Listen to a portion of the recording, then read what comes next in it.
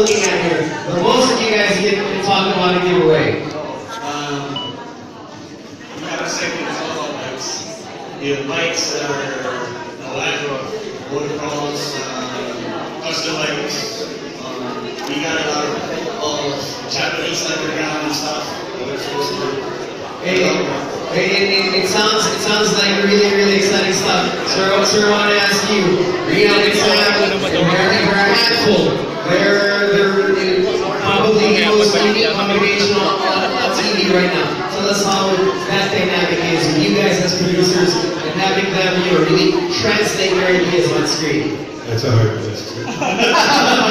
Anyhow, we love Reno and Sam because it's their passion. They really like cars. We races, races. They love to drive cars. They love transport. And most of all, they love challenges and they want to beat each other. They're not really scripted. Everything's like a game and a challenge, and they want to win.